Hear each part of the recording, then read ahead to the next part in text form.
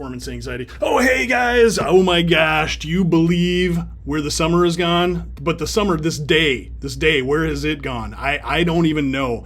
But I'm here, despite all the pressures on time, to talk to you about something super awesome in Camtasia. So recently, on Mac, we just released a little toggle button that's super powerful. It's called Use Alpha, and it works with the border effect. It'll be coming on Windows soon. So let's go ahead and dive into that right now. First off, I'm going to go grab this sort of fun little illustration that I've done in my favorite illustration tool, which is Sketch on Mac. And I'm just going to go ahead and grab this guy, and I'm going to Command-C to copy it, and we're going to dive over into the old Camtasias and start a new project here so things don't get messed up. And we're going to go ahead and paste that guy right there. Okay, so what? That doesn't look that cool. What are you talking about, Brooks?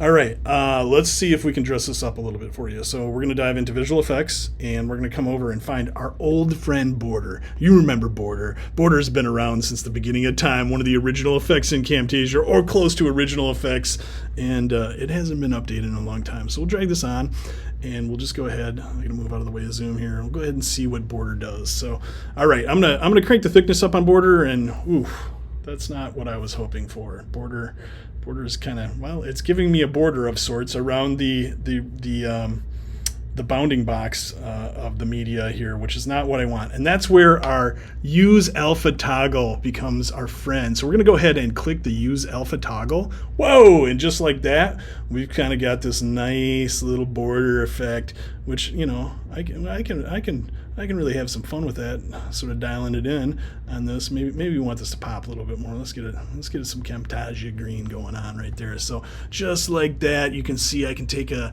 sort of plain Jane illustration and add a fun effect, cool effect for it.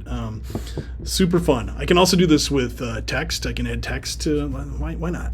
How much time do you have? 4 minutes. Plenty of time. We've got plenty of time here. So let's go ahead and grab some text, and well, let's type our favorite word, growth.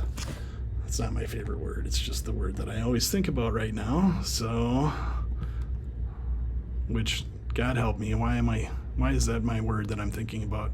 All right, so we got growth going on here. I'm not going to care about how ugly it is. We're going to go ahead, again, back over to the Visual Effects tab. We're going to grab our old friend Border, and we're going to drag Border onto that guy. I don't know if it added. It didn't look like it added. Let's do this. There we go. There's Border on it, and let's do a check. Oh, I mean, that's a look, and that might be exactly what I was sort of going for, but again, I think we can, first of all, let's change the color.